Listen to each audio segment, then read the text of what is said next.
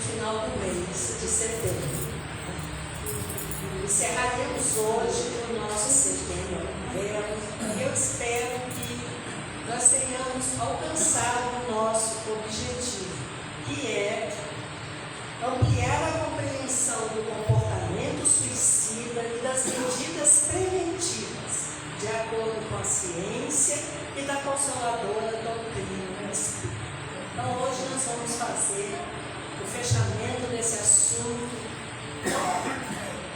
triste, polêmico, instigante, mas ao mesmo tempo necessário, porque nós não podemos tapar o sol com a peneira, né? Nós temos que ser realistas e ver que é uma situação que ocorre cada vez mais. Então nós precisamos estar preparados para saber como lidar com o nosso familiar, com o amigo, ou até mesmo com a gente, quando estivermos nessa situação assim de desânimo, de depressão, sem saber o que fazer, achando que não vai ter a saída. Então, setembro termina, mas a prevenção e a valorização da vida continua sempre. É por isso que nós estamos sempre aqui reforçando a importância do falar e do ouvir. Reforçando a importância do nosso atendimento espiritual, que é feito todas as terças-feiras, justamente para que as pessoas encontrem um lugar onde possam vir, desabafar, sem receio de serem julgadas e criticadas. É um acolhimento fraterno que nós fazemos, baseado na doutrina espírita. E a gente sabe que desde cedo a espiritualidade está aqui presente, limpando o ambiente, renovando as energias, para que vocês chegarem aqui, recebam todas as bênçãos que é necessário para que vocês também reforcem as energias positivas e os bons pensamentos de vocês. Para ajudar a espiritualidade amiga a trazer para nós as boas vibrações, para que nós possamos aprender bastante hoje com os esclarecimentos que aqui serão passados para vocês. Vou ler uma página preparatória do livro Ânimo, de Lourival Lopes. Perda e conquista. Perdeste algo importante? Não julgue-se impossível viver sem o que perdeste. Todos perdem. A perda é parte do processo de transformação da vida. A semente perde a si mesma para se transformar em flores e frutos. O ser humano deixa o corpo para brilhar mais além. Perder é também conquistar. Mas, dizes, como reaver o meu parente querido? Como ter novamente os bens perdidos? Acredito que nada perdeste, pois quem pensavas ter morrido, vive, e os bens voltam de outras formas. A vida se transforma para melhorar. A lagarta aceita seu casulo porque quer ser oculto. Então, que nós aproveitemos essa lição para deixarmos sair a nossa lagarta escondida, para que possamos alçar voos maiores, né? Embelezando esse mundo com a nossa alegria, a nossa boa vontade, o nosso carinho. Vamos agora, então, fechar os olhos, para que dessa maneira consigamos nos conectar com Deus, nosso Pai, Jesus, nosso Mestre, Maria Santíssima, nossa Mãe Celestial, e pedir-lhes que, junto com os benfeitores dessa casa, tragam para este ambiente energias renovadoras, consoladoras, para que consigamos seguir adiante nessa caminhada neste planeta. Que hoje consigamos aproveitar o máximo possível dos esclarecimentos que aqui serão trazidos, para que consigamos renovar os nossos pensamentos, transformando-os em pensamentos de amor, de justiça, de fé e de coragem. E saibamos sempre que não estamos sozinhos neste caminho. Os benfeitores, amigos, a pedido de Deus, estão sempre aqui ao nosso lado, nos inspirando, nos intuindo. E que essas intuições prevaleçam para que hoje a Camila e a Gislene venham até nós trazer um pouco do amor, do carinho, o que foi preparado esse estudo. E assim, na certeza de já estarmos todos envolvidos pelas bênçãos divinas, pedimos permissão à espiritualidade amiga para darmos por iniciada mais uma noite de divulgação da doutrina espírita. Que assim seja, graças a Deus. Então eu convido agora a Gislene, que é da área de saúde, que compõe a nossa mesa, e a Camila, palestrante da nossa casa, que também sente-se aqui.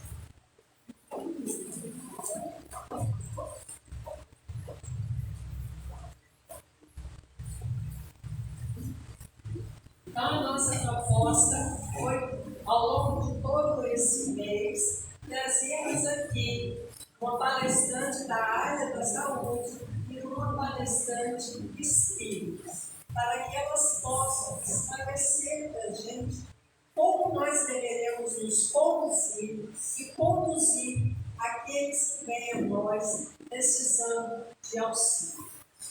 A Gislene Novaes Lucino é psicóloga especialista em psicologia educacional e escolar pela PUC de Minas Gerais. Saúde mental pela UFJF, assistência a usuários de álcool e outras drogas, implantação e implementação das políticas de saúde mental, CAPS e atenção básica, e atualmente é psicóloga efetiva da Secretaria de Saúde em Dores do Rio Preto e psicóloga da equipe da clínica Criativamente em Grossuí, nessa nossa rua aqui, né? Para ter sido pertinho de nós, então, né, Gislene? E a Camila é a nossa queridinha aqui da casa, palestrante, né? Monitora do grupo de estudos do iniciante avançado, que agora está até fazendo parte, né, do livro, estudo do livro Aconteceu na Casa Espírita. Então, o ano que vem, quem está no curso de iniciantes intermediário vai passar pelas mãos da Camila. Então, vejam vocês que nós estamos bem preparados, né, para passar para vocês a nossa proposta. E se ao longo da conversa vocês tiverem alguma dúvida, podem perguntar. É uma conversa, tá? Onde a gente vai procurar tirar as dúvidas de vocês, porque essas perguntas foram aquelas que estavam na caixinha que foi colocada durante 2 meses, né? Perguntando o que vocês gostariam de saber sobre o suicídio. E o nosso assunto de hoje é: e aconteça o que acontecer, siga em frente. As perguntas direcionadas a Gislene hoje serão perguntas que têm a ver com pessoas que já passaram por essa situação de ter um familiar, de ter um amigo que tirou a vida, né? Se suicidou. E como então esses parentes, esses amigos vão se sentir, vão reagir? Como podem ajudar e ser ajudados? Então, na primeira pergunta, direcionada a Gislene, diz o seguinte: no luto por um suicídio, como a família sobrevivente reage. Então, nós temos esse termo, né, de sobreviventes ao luto. A gente sabe que as fases do luto são choque, entorpecimento, negação, procura ou saudade, sofrimento, desorganização, depois a recuperação e a aceitação. Então vocês veem que são várias fases, né? Mas como realmente, diz Leo, uma pessoa que passou por uma situação dessa pode sobreviver? O que dizer para uma pessoa que passou por essa situação? Boa noite. Gostaria de agradecer a admissão à casa, a esse espaço de espiritualidade, pelo convite e por estar aqui, estou muito feliz da possibilidade da fala. Então, assim, a pergunta afinal aqui foi o que dizer para a pessoa sobrevivente. Se eu vou falar nada, não diga nada. Eu vou explicar por quê.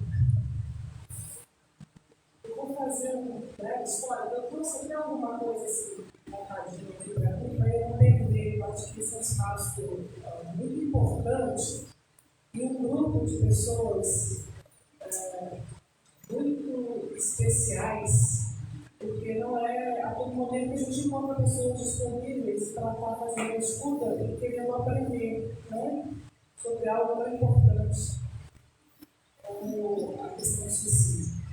O suicídio ainda é isso. Depois eu vou dar uma abraço. Gente, eu acabei de encontrar muitas professoras, principalmente de trabalho. Eu fico emocionada de estar aqui. Mas, voltando à questão do suicídio, o suicídio é tabu mesmo. Né? É um tabu, mas que precisa ser conversado. É tabu, mas a gente tem que ter muita delicadeza de conversar sobre o assunto. Para que a gente não, porque ele ainda não é algo, ele é multidimensional. Não existe um único motivo, né, que se aponte que a pessoa fez o suicídio. Os estudos mostram que são N fatores que levam a pessoa ao suicídio. Então, estou no mental deles, né, fala-se muito de depressão. Na minha pós-graduação de saúde mental, que eu fiz na Federal de Juiz de Fora, o meu TCC foi sobre suicídio lá onde eu morava, em Cidade Feliz, naquela região ali. Eles falavam que tinha um alto índice de suicídio naquela região. Na verdade, não foi bem isso que foi verificado, né? Mas eu verifiquei uma coisa importante, que foi sobre a questão cultural do suicídio. Existe uma questão também que é muito de cultura, né? E a gente vê uma região que a gente vê famílias assim, que passam por dificuldades, às vezes emaranhados familiares, que vêm de gerações. Tá? Então, são problemas familiares que vão passando de uma geração para outra, de uma geração para outra, de uma geração para outra. E esses emaranhados não resolvidos, ele cria um problema familiar. Então, muitas vezes, a pessoa ela faz suicídio por não suportar aquela dor diante de uma condição que está ali com um problema familiar grave. Né? Pode ter causado depressão, pode ter causado adoecimento, mas existe também um outro fator que está causando essa condição. E aí, o que ocorre? Ocorre assim, porque a minha tia fez suicídio, meu avô fez suicídio, meu vizinho fez suicídio. E aí passa a se entender no inconsciente coletivo que para eu resolver aquela minha dor, aquele meu problema, como eu já vi aí uma história muito próxima, né? Isso é um caminho de solução de problema. Então, são muitos fatores que nos levam. Por isso a importância da educação socioemocional, hoje está sendo para as escolas, né? A importância de se incentivar muito mais o diálogo dentro de casa, o conhecimento das emoções. E nas nossas gerações, na nossa geração, talvez não, a gente não tenha tido essa oportunidade. A gente vem de uma geração que estudava assim, fica aquela menina, porque o homem não chora. Né? Então, a importância da gente traduzir a emoção, mas é importante também que se tenha escuta. Basta eu apenas traduzir, eu preciso ter uma escuta, eu preciso, sou merecedora de ter pessoas que estejam preparadas para acolher a minha expressão. É minha, e é sem julgamento. Ela é minha, posso falar dela? Eu preciso falar dela. Então, esse lugar da fala, esse lugar de se expressar, esse lugar de ter um acolhimento, uma escuta humanizada, que a gente chama, né? Sem julgamento e sem respostas prontas. Né? Nunca digam, é assim mesmo. Isso vai passar. Às vezes não passa, gente. Então, quando a gente fala de suicídio, a gente fala de tabu, a gente fala de preconceito, a gente fala de uma avalanche de emoções para esse sobrevivente. E o sobrevivente aqui são os familiares, são os amigos, são os colegas de trabalho, tá? Às vezes, os sobreviventes estão num espaço como esse, né? Porque uma pessoa tão significativa naquele espaço, né? Que isso fez parte de muitas pessoas. Então, ocorre que um tsunami dos sobreviventes, né? E aí vem uma série de emoções, como você descreveu aí, né? A raiva, a culpa, a vergonha, a impotência. A impotência de hoje daquilo, do ocorrido. E o suicídio, ele é uma violência, né? Que atravessa, que nos atravessa, né? Atravessa o familiar. Se pergunta muitas vezes, né? Diante da raiva, ele fica com raiva da pessoa, né, que fez o suicídio, e fica em conflito entre amor e raiva, né, porque é uma pessoa amada, né, é algo que foi. A culpa, né, a vergonha e a impotência diante daquilo, se perguntando o que eu poderia ter feito ou o que eu deixei de fazer. O que ocorreu que eu não vi? Né? E relatos científicos, inclusive, falam de pessoas que vêm com históricos de tentativas de suicídio, né? De uma construção também, de uma fala onde aponta, né, essa condição de querer fazer o suicídio, e aí tratamento, acompanhamento, e a pessoa melhora muito. E aí, nesse melhorar muito,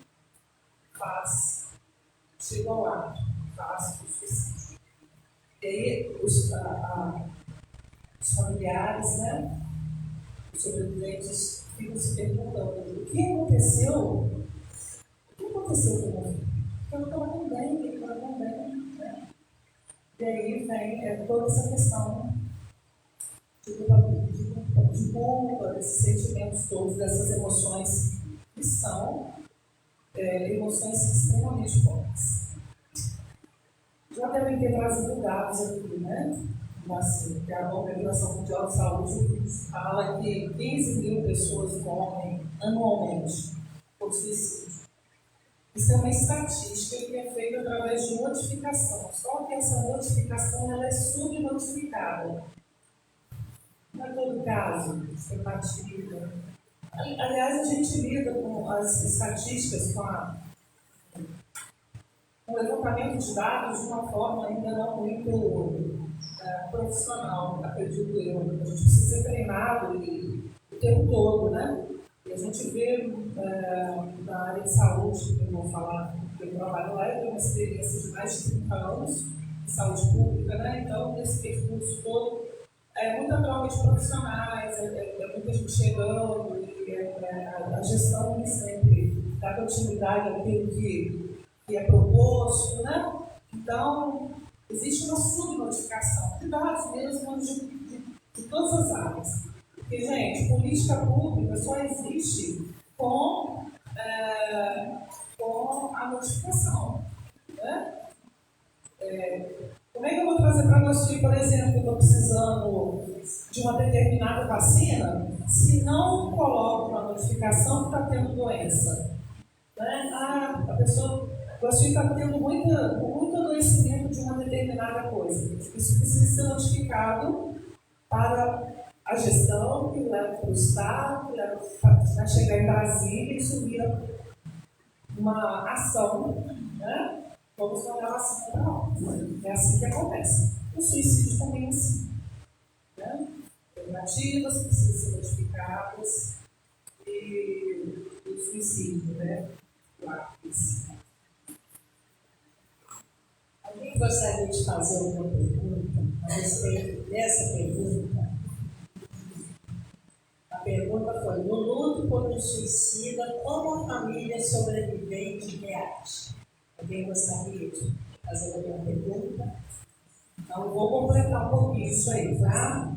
Eu acho que é importante a gente entender que a família, o sobrevivente, e aí eu vou falar só de família, colegas de trabalho, amigos, né? Eles passam por todo esse processo de emocional, né? Esse tsunami de emoções. Muitas vezes se percebem anestesiados frente ao ocorrido.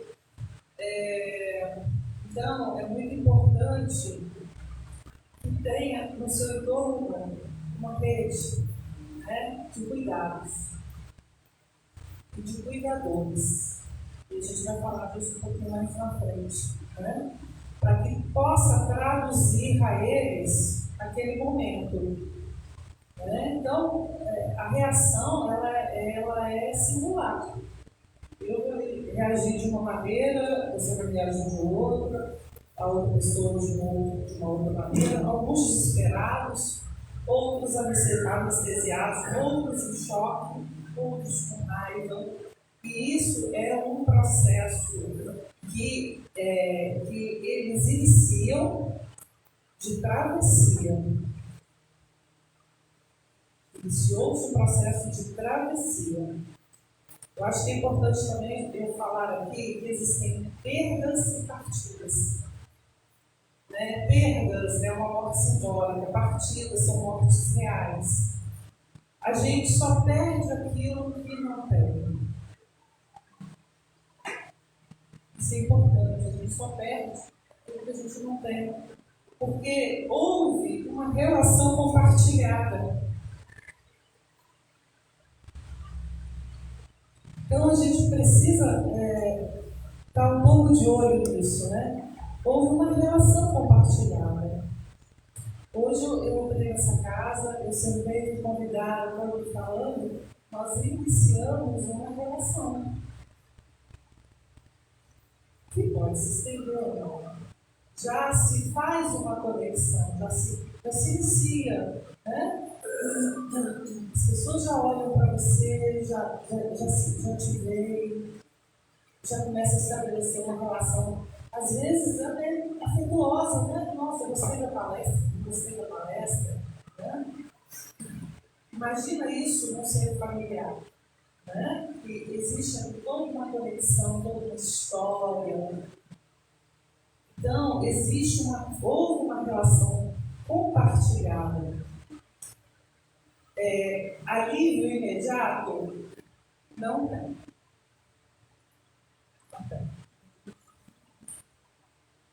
Atenuar o impacto de imediato é necessário.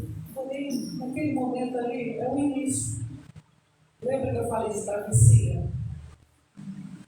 Então, vamos imaginar assim, a gente está no rio, diante de um rio, bastante água, que não é o caso agora, infelizmente, né? Mas vamos imaginar um rio com bastante água.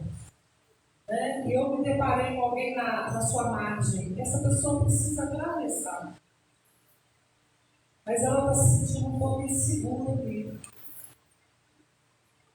E eu faço aquele caminho todo dia, porque eu sou daquela região. O que eu posso fazer com essa pessoa? Bem, posso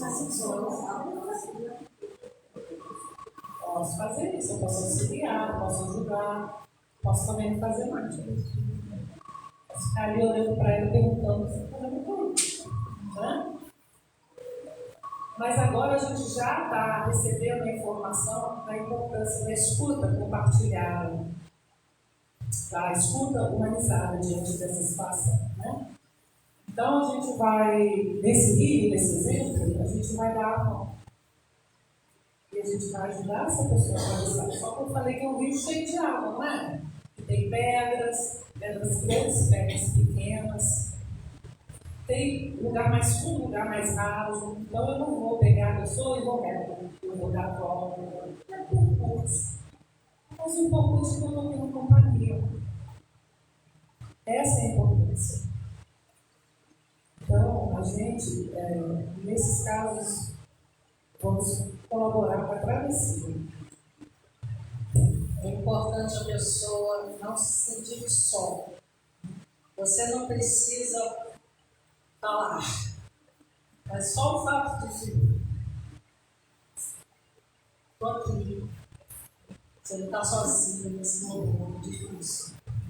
E essa ajuda, o pai fala muito uma coisa que eu gosto. Muita ajuda é aquele que não atrapalha. O meu pai sempre fala isso comigo.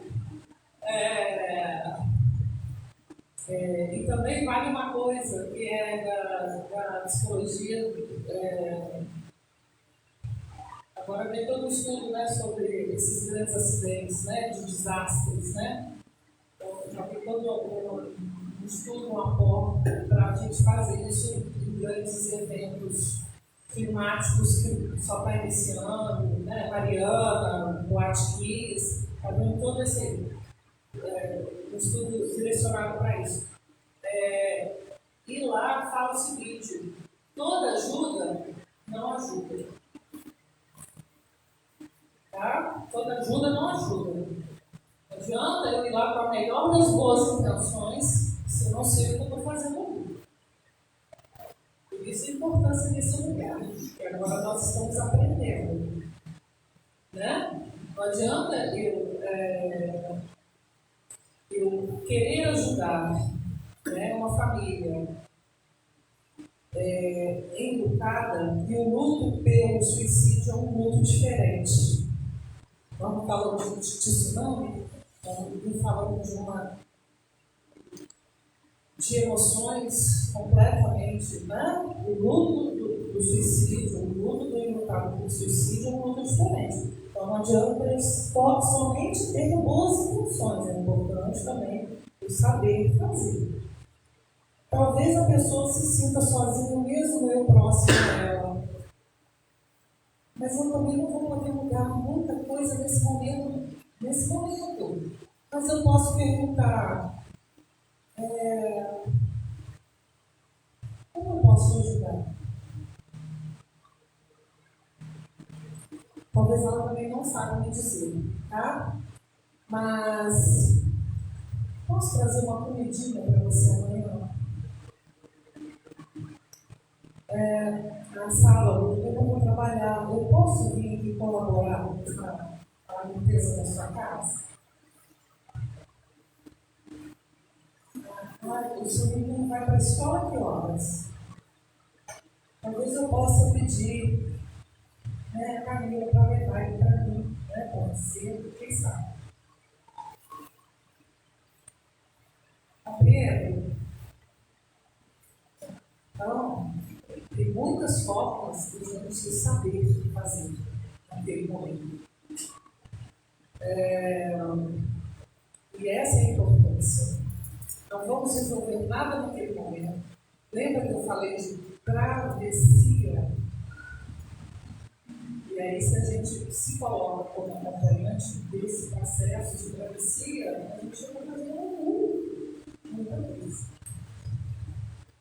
Dizendo que existe o risco de tentativa de suicídio do sobrevivente como forma de reunir-se à pessoa amada ou de punição por sentir-se culpada dessa morte? Então, nós falamos aqui de tabu, preconceito, né, sobre a questão do suicídio. Nós falamos de avalanche de emoções, que a pessoa vive um tsunami de raiva, culpa, vergonha, impotência. Um dos livros que eu me baseei para estar aqui hoje chama Em Meio à Tempestade. Tá? Um guia para acolher crise emocional baseado nos primeiros socorros psicológicos. Tá? Então,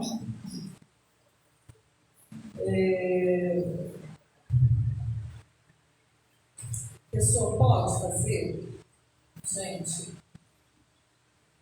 pode, não pode, pode tudo, pode nada, né? Eu acho que a importância da gente entender que estar perto essa família, esse mudado, ele vai precisar de acompanhante. O que ele pode fazer, a gente não sabe.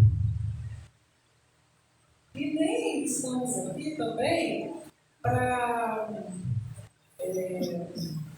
controlar isso, sabe? Nós não controlamos isso. Nós não vamos controlar isso. O que nós vamos fazer é um acolhimento a essa dor e um processo de acompanhamento a essa transição, que é dele. Por isso a importância de apresentar. É sempre dele para conosco. O que eu posso fazer por ele? E as emoções são muitas, né? Então, é uma situação que não tem como a gente responder. Não tem como dizer que sim, não tem como dizer que não. A gente não controla isso. Como a gente também não controla uma pessoa, né, que, por algum motivo, entendeu que o suicídio é a saída para ele. A gente vai fazer o acompanhamento, a gente vai fazer todo o processo enquanto tem tratamento, né? Todo o processo de intervenções. Mas pode ocorrer? Pode. Pode ocorrer. Mas a gente trabalha para que isso não ocorra. A gente se empenha. Né? Então, assim, a minha experiência me diz que quando eu construo um vínculo, né, com a pessoa, a gente tem muito resultado.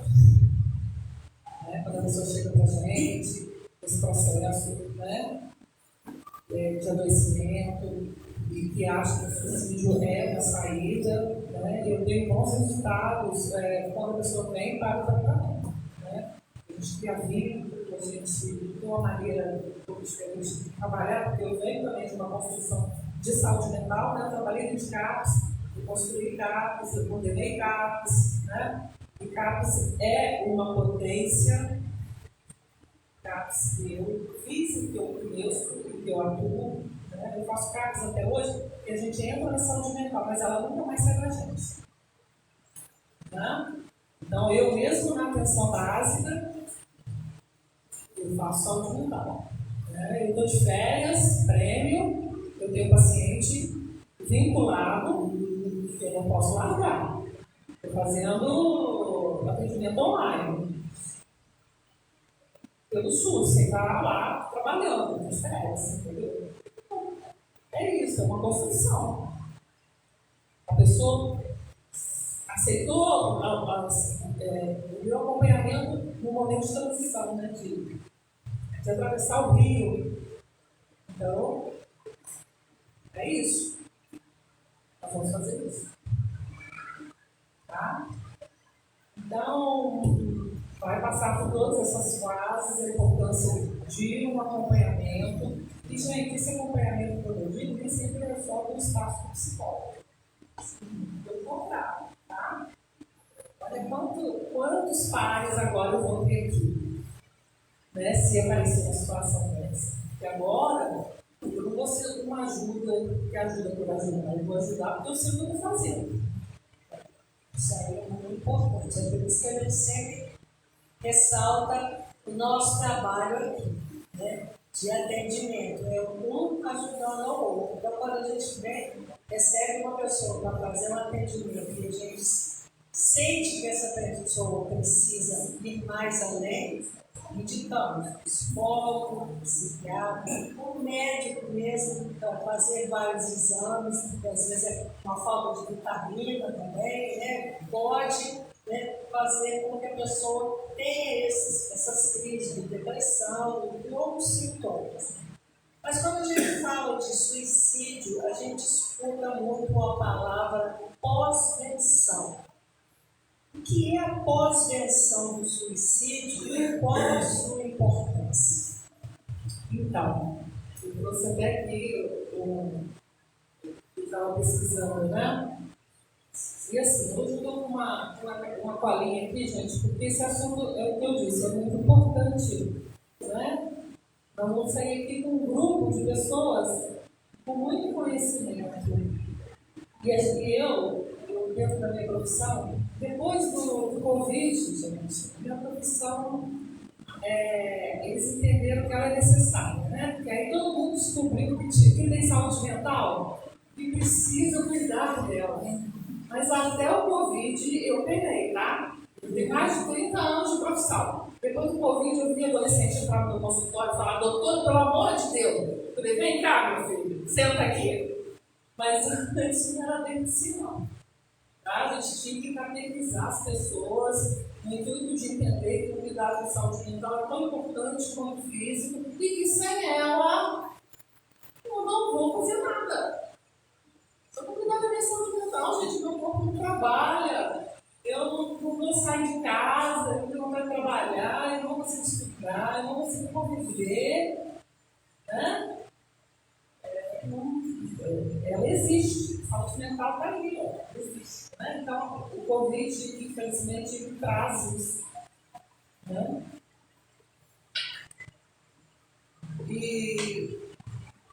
E assim, seria muito bacana que essas condições psicológicas, né, emocionais, pudessem chegar com mais rapidez para nós. Não chegasse só lá no fundo do poço, sabe? Mas a pós-venção, o que é pós-venção? São ações, atividades, intervenções, suporte e assistência para aqueles impactados por um suicídio, ou seja, é o que a gente chama de sobrevivência. Tá? Então, a pós-venção é uma ferramenta, tá, importante, reconhecida mundialmente como um componente importante no cuidado de saúde mental. O que é essa pós-venção? Lembra que eu falei? Você está precisando de quê? Posso ajudar? De que maneira eu posso ajudar? Eu posso levar seu menino para a escola? Aqui, ó. Eu estou fazendo uma intervenção. Eu estou com atividades com essa família. Né? Olha, vai ter. Eu estou com vontade de conhecer, ver feira, não sei onde, vocês não gostariam de ir passear um pouquinho? Não é uma ação? Bem? Então, e, gente, nós estamos falando aqui de ações referidas ao quê? Ao amor. Ao amor ao outro. Ao acolhimento ao outro. Amor é ação. É eu cuidar do outro, é eu entender que naquele momento está sendo difícil para ele. Poderia ser comigo. E o que eu gostaria de receber nesse momento? A gente não gosta nem de pensar dessa maneira, né? De se colocar nesse lugar, porque o lugar realmente é do outro, né? Mas é importante também para a gente apontar para o outro que ele não está sozinho. Isso é muito importante. Você não está sozinho. Tá? E aí, eu gostaria, se vocês puderem, quem quiser também, fazer uma prática aqui, né?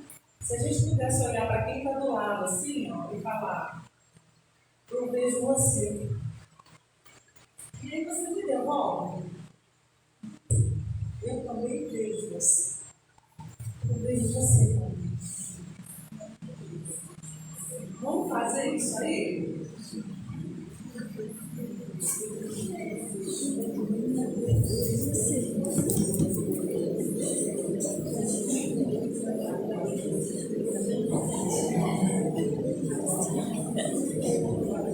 E aí, olha, se a gente tivesse mais tempo, eu ia perguntar assim, qual é a sensação de ser vista, né? Então, nós estamos falando disso, tá? Aí a gente vê como é importante ser vista, porque se ela prestou atenção em mim, é porque eu tenho valor, é porque ela me ama, ela quer me ajudar, quer fazer o bem para mim. Então, como é importante a gente ver e ser visto. Então, que a gente leve isso para o nosso dia a dia. Vamos ver como ele realmente é e não como a gente gostaria que ele fosse. Né? Porque nós não podemos mudar o outro, mas podemos nos melhorar primeiro para depois poder ir ajudando o outro a também reconhecer que precisa melhorar, mas ele fazendo uma parte dele. Alguém tem alguma pergunta para fazer para Gislene? Posso passar para a parte da Camila? Então, agora a Camila. Gente, para eu terminar, deixa eu só falar de esperança.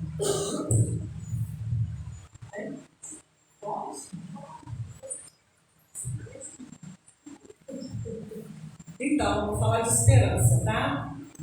Mas eu vou falar de esperança.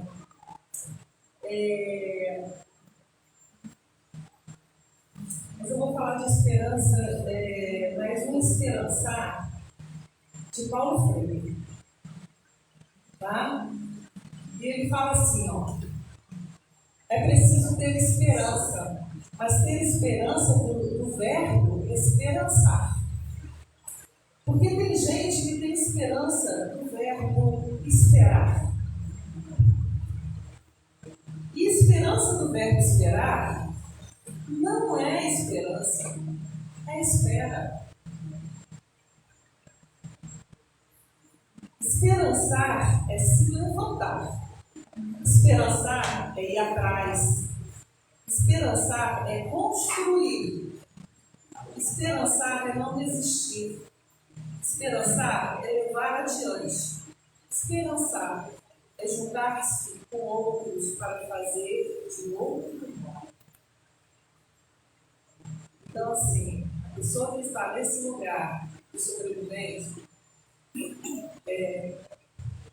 fazer aquilo todo dia, sabe, o cotidiano, um pouquinho todo dia, um pouquinho.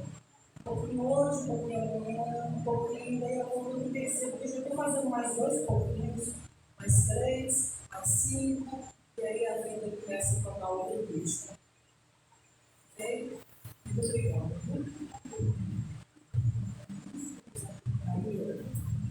Como a doutrina espírita pode contribuir na ajuda aos familiares sobreviventes?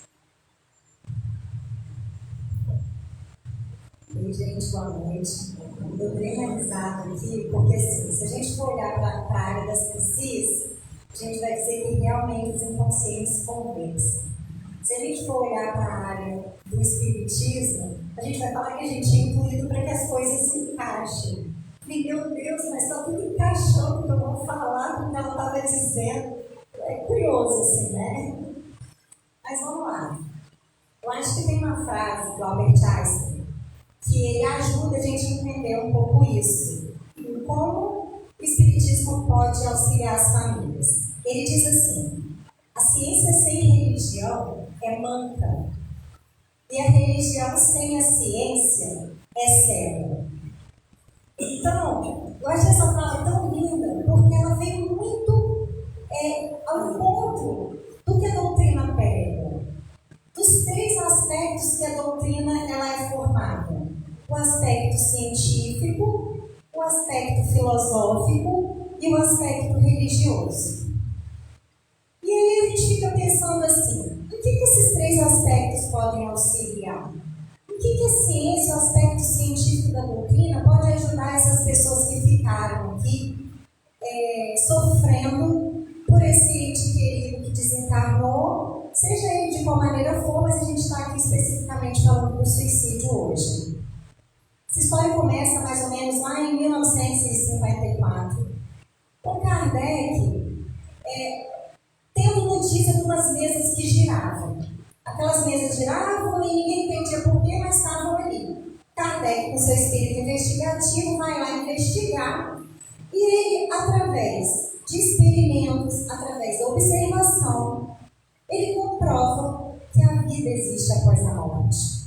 Ele comprova que aquelas mesas elas estavam girando não por uma energia qualquer, mas por uma ação inteligente. E essa ação inteligente eram desses espíritos que já tinham passado na Terra e que hoje estavam em outros planos.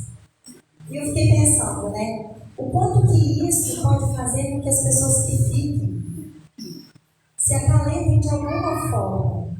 Porque assim ele percebe que aquele que foi não acabou. Ele está vivo. Para nós espíritas, a morte física, seja ela da maneira que ela tenha sido realizada, é uma passagem, é uma viagem. Que o espírito, ele é imortal. Que por mais que aquele espírito não esteja ali, que aquele ser, aquele ente querido, ele não esteja da forma como a gente gostaria, ele ainda assim vive. E aí começa a aparecer um pouco isso que ela trouxe, né? Esse elemento tão importante, a esperança, que é confiar em algo positivo. E o positivo aqui é saber que quem a gente ama continua vivo. Não virou pó como a carne que está ali, né, que a gente deixa, ou a gente crema, ou a gente leva para o cemitério, enfim. Então, essa esperança na possibilidade, inclusive, de um reencontro com aquela pessoa que foi, eu acho que é uma das maneiras que o aspecto científico da doutrina tem de acalentar a gente um pouco. Mas e o aspecto filosófico? O que o aspecto filosófico pode ajudar? Ele nos ajuda porque ele nos faz entender que os espíritos, eles vivem, como eles vivem, do que se alimenta. Eu falei, gente, esse aspecto filosófico é meio tipo como repórter, né? Como vivem, do que se alimentam, o que fazem. Então, o aspecto filosófico da doutrina, ele nos ajuda um pouco a entender isso. Isso vai mostrando que a gente continua exatamente como a gente saiu daqui. A gente carrega os nossos sentimentos enquanto espírito, porque as nossas emoções elas não estão no corpo físico. Ela está no espírito, ela está na alma. E assim a gente vai também entendendo o quê? a gente vai para o plano espiritual, a gente não se torna nem anjo nem demônio, nem aqueles que cometeram o suicídio. Então a gente não está aqui no centro, a gente não está aqui juntos para julgar, para condenar, para olhar isso do aspecto moral dessa ação. O que a gente sabe, né? Repetindo um pouco o que você disse, que foi o melhor recurso psíquico que aquela pessoa teve para lidar com as suas questões. O suicida, ele não quer acabar com a vida, ele quer acabar com a dor, com aquele sofrimento que ele tem. Ele está tão distante daquilo que ele idealizou para si, tão distante dos seus desejos, tão distante de si mesmo, que ele acha que a única saída é essa.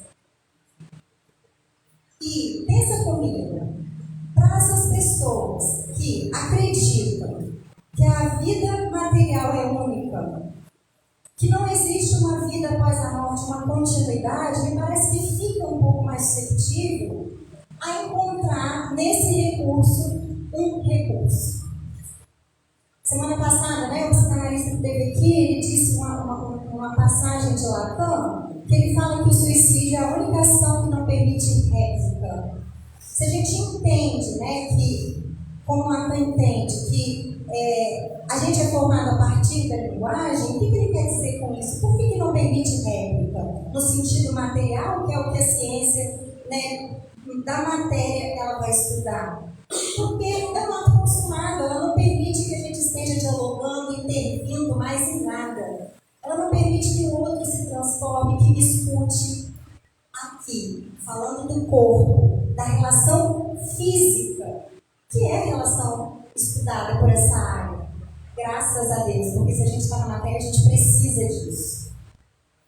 Mas, do ponto de vista espírita, a gente entende que, muito pelo contrário, a coisa não acaba aqui.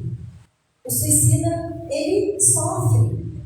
Não adianta a gente passar pano e dizer que não vai sofrer. Ele sofre.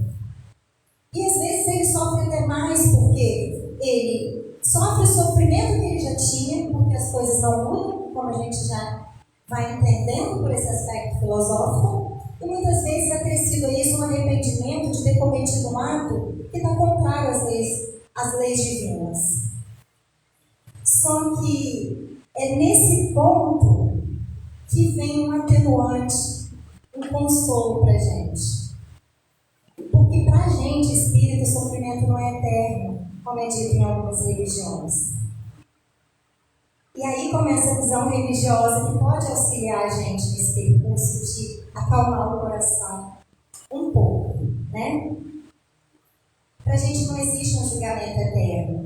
Não existe a separação agora do joio e do trigo, quem é bom vai para o céu, quem é bom vai para o inferno, para sempre. Para a gente tudo é transitório. Existe oportunidade, existem novas oportunidades. O Cristiano fala muito uma frase, meu marido, assim, que o erro é pedagógico. E realmente é pedagógico. Não necessariamente a dor vai fazer com que a gente mude, mas ela é uma mola propulsora para isso. Ela é uma oportunidade, dependendo de como a gente olha para ela, óbvio, E qual é a oportunidade? Não existe castigo. Existe sim oportunidade, como eu disse. Qual é? Qual é a oportunidade que o aspecto religioso da doutrina ele traz e que mostra o tamanho da misericórdia divina? A reencarnação. A oportunidade que esses espíritos que cometeram esse equívoco na nossa visão têm, não só eles, gente? Porque não são só eles que erram, nós erramos todos os dias. Então esse aspecto da doutrina, ele faz com que a gente também olhe para a gente com esperança, olhe para eles também com esperança, e que, como ela disse, sobre a ação, eu falei, meu Deus, como complementa uma coisa da outra. O aspecto religioso, o confortante que é a gente entender que nós que ficamos aqui não precisamos estar passivos diante desse que está em outro plano, apesar provando que a gente pode chegar de outras maneiras nesse que foi. Através da oração, do amor em ação. Pedindo para que aqueles que a gente ama sejam amparados, sejam socorridos. Lembra de André Luiz, quando desencarnou, esse espírito que muitas pessoas conhecem, né, porque o livro virou filme. Ele desencarna numa condição de dificuldade, porque ele chega ao plano espiritual como um suicida indireto. O que é isso, um suicida indireto? Não é aquele que por um ato acabou com a vida, mas que por atos contínuos fora da lei divina vai encurtando o tempo aqui na Terra. Então ele chega no plano espiritual com essa dificuldade.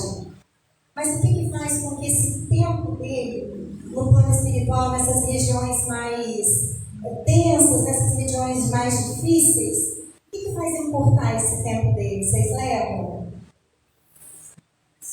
A oração da mãe. A intercessão dela, que apesar de desencarnada, apesar de estar num plano, num mundo mais evoluído, ora e pede por aquele filho com tanto amor, que o tempo dele ali encurta. Ai, o amor emociona, né, gente?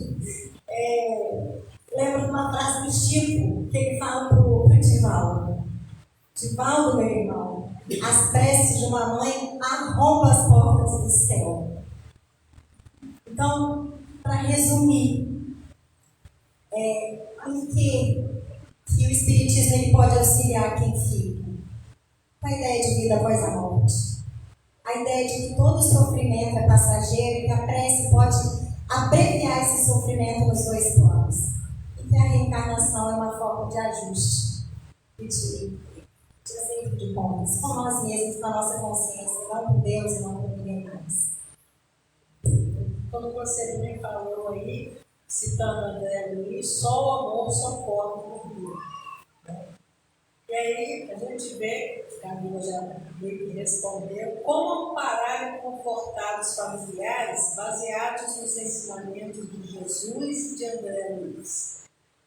A gente conversou isso lá em casa, que a primeira estava complementando um pouco, a segunda estava ali um pouco misturado, mas eu acho interessante reforçar algumas coisas. Posso pegar aquele professor? Acho que eu esqueci de... Só um bocadinho. Eu vou voltar numa parte que eu acho que você nem chegou a ler, né, da primeira pergunta, onde o Emmanuel fala assim, no livro Espírito da Luz: não condenes as vítimas da loucura e do sofrimento que se retiraram do mundo pelas portas do suicídio.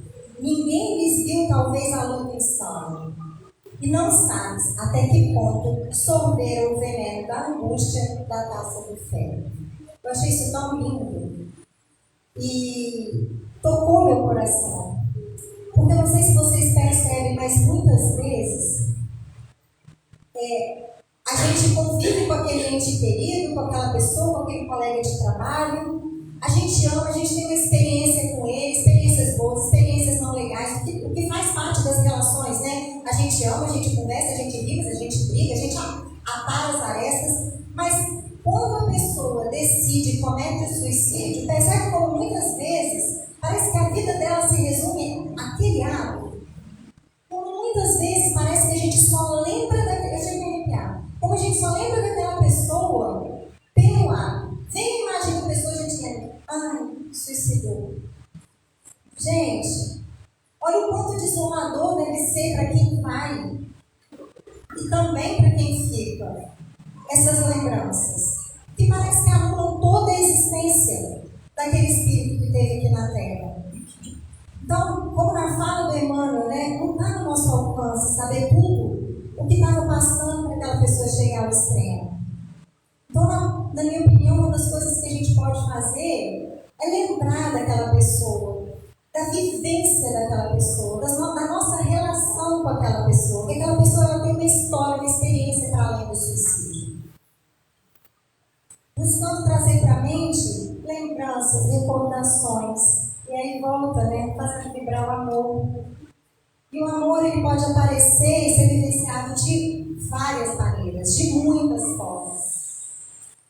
Essa semana, justamente no grupo, olha, vai complementar de novo São Paulo. A gente estava aqui no grupo o livro aconteceu na Casa Espírita, e aí a gente estava falando sobre acolhimento. E que às vezes a gente acha que acolhimento é a gente fazer grandes pontuações, grandes conselhos, intervenções maravilhosas. E aí a gente não se acha capaz e a gente não faz nada.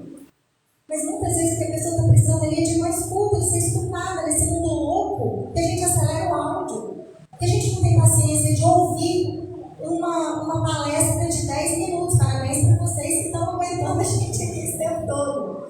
Né? A pessoa às vezes precisa de uma escuta. Isso é amor. Exatamente como faz Maria de Nazaré no plano espiritual. Ivone Pereira, no seu livro Memórias de um Suicida, ele conta que ela tem um papel lindo com esses irmãos que desencarnam. E ela diz assim, que a sua energia de amor maternal, sua compreensão profunda, são vistas como fundamentais para aliviar o sofrimento dos irmãos. Por quê? Por que a gente não se utiliza desses exemplos de Maria de Nazaré para acolher as pessoas que ficaram aqui na Terra? Sem julgamento, sem condenação, auxiliando nesse sentido que ela trouxe para a gente. O que você precisa? O que eu posso te ajudar? Eu fiquei pensando se eu contava uma história pessoal, se eu não contava, porque tinha grande chance de me emocionar, mas vocês são acostumados que eu sou chorona mesmo. E a gente está falando de emoção, e aí vamos mostrar que a emoção pode ser colocada para fora, né? Eu tenho uma prima, não sei que muitos não sabem, mas que desencarnou através do suicídio. E aí, quando meu tio chegou no local, encontrou com ela no chão. E ele não podia mexer no corpo dela porque precisava do remédio chegar. E por aí se passavam 5 horas e tanto. E um dos maiores ressentimentos e culpa dele é que ele falava assim, repetidamente: eu não acredito que eu não dei o colo para minha filha. Eu não acredito que eu não coloquei a cabeça dela no meu colo e não auxiliei ela nesse momento. E eu fiquei pensando, a gente não sabe o que essa minha prima precisava, e provavelmente de muito colo também. Mas olha ele. Por quanto tempo ele não precisou de um colo também?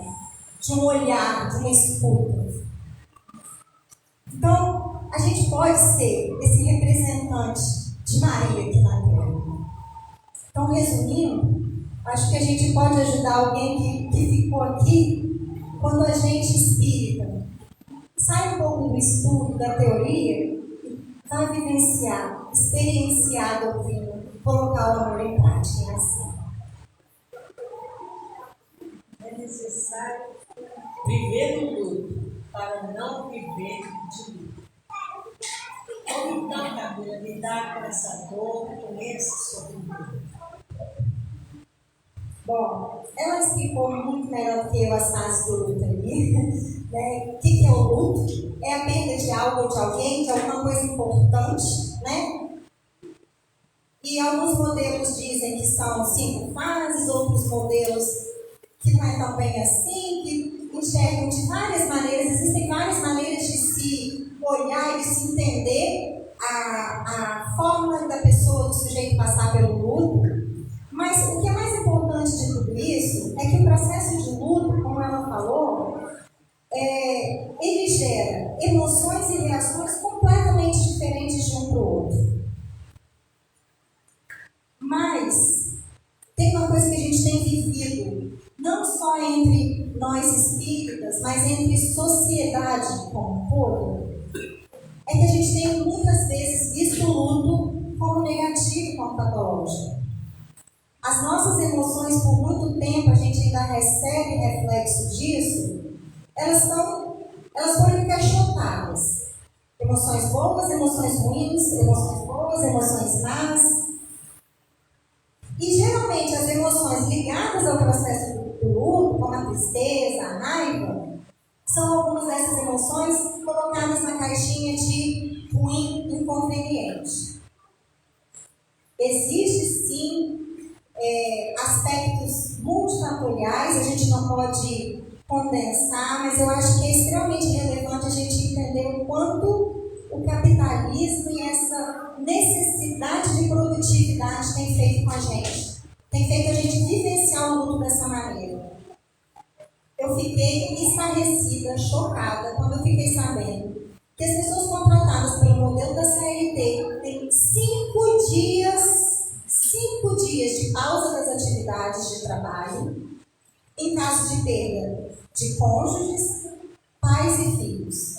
E 3 dias em caso de irmãos, avós e netos. Vocês têm ideia do que é isso, gente? Loucura, né?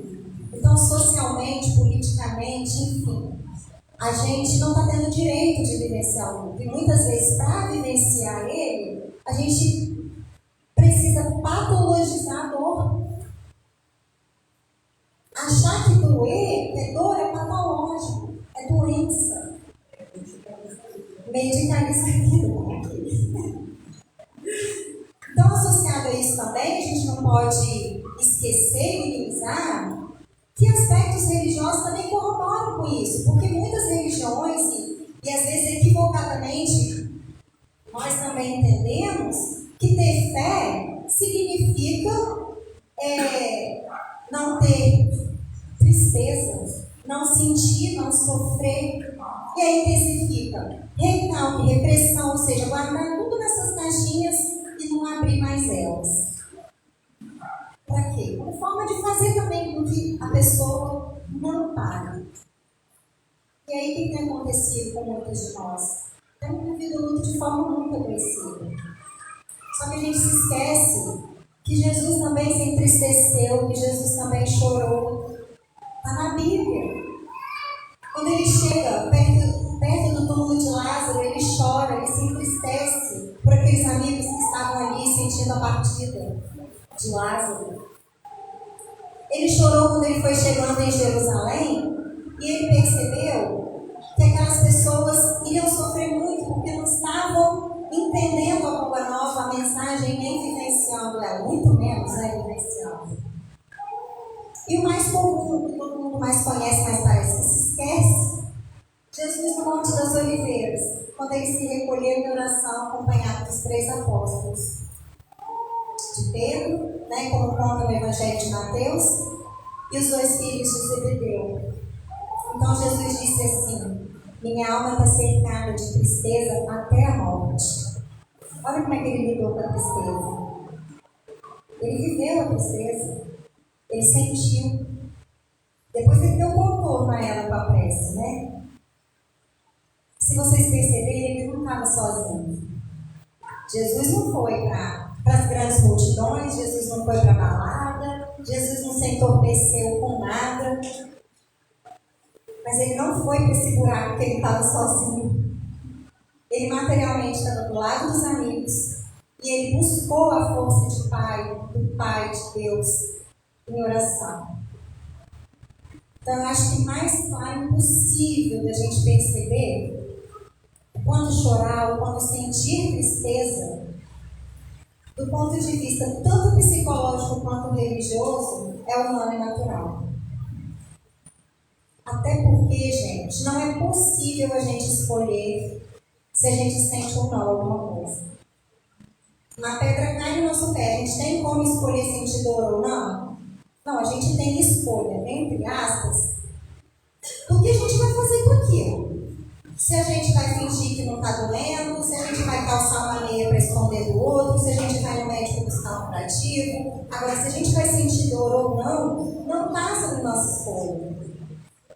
E os sentimentos são assim, eles estão falando alguma coisa da gente. E no caso da tristeza, é um caminho para que a gente busque essa introspecção tão necessária. O que está acontecendo comigo? Por que eu estou tão triste? O que eu tenho feito das minhas escolhas? O que tem me feito sentir essa tristeza? Por que eu estou sentindo tanta tristeza assim com a partida desse ente querido? Aonde que isso tocou na minha alma? O que falta em mim com a ida dele? Olha quantas perguntas que a tristeza e a introspecção, o ir para dentro, pode fazer com que a gente saia daquele lugar. Toda emoção ela tem uma função. O medo é uma energia de preservação, sem o medo a gente muitas vezes não se preserva, a gente cai e as caras e faz. A raiva, muitas vezes a gente não faz um movimento se a gente não sente raiva. Muitas vezes a gente precisa sentir raiva de quem a gente está se relacionando, seja no trabalho, seja em casa, para a gente fazer um movimento de largar aquilo, não é verdade? E a tristeza, ela tem uma função. Óbvio que cada um vai viver a emoção de acordo com a sua subjetividade. Na visão espírita, o que a gente vai dizer? De acordo com o que ele conseguiu entender e aprender durante as reencarnações. De como aquele espírito vai lidar. Eu disse lidar. Não disse tampouco. A gente precisa lidar com as emoções. Então vamos começar a refletir o tamanho do equívoco que é a gente se embrenhar nesse inconsciente coletivo, nessa massa, e achar que quem sente efetivamente as emoções, quem externa, quem lida com elas são fracos e desequilibrados. Para finalizar, Joana de Ângeles diz: o luto é um processo que pode levar a um crescimento pessoal e espiritual, fundamental para a saúde emocional. Então, que a gente possa começar a ir entendendo que as emoções elas não podem ser banidas da nossa vida. Elas são divinas, elas vieram com a gente. Elas são os olhos da alma. E que a gente comece a viver o luto, a olhar para aquele que está em luto com os olhos da alma bem abertos. Acho que é mais ou menos por aí. Agradecemos a Gislena, agradecemos a Camila, tantos ensinamentos.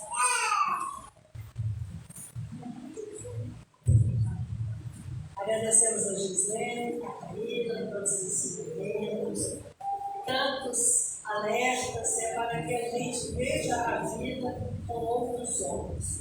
Então agora vamos fazer a nossa prece.